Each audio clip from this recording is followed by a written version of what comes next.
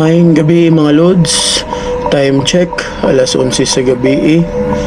Nari ko i-share nga video ninyo, paranormal video. Sa video day mga lods, na ay Lola ga birthday. While gikantahan nila si Lola, kalit lang nga ning agis yang likod. So mo din yung video mga lods atong tanawon ha.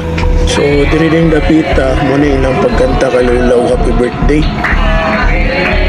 Tulata lang ninyo mga lods.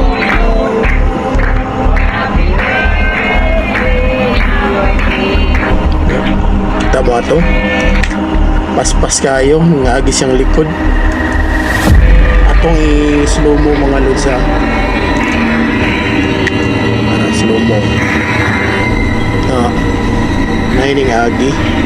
So ato i-post ang video atong tanaw kung unsa gito siya. So mao ni siya ang figure.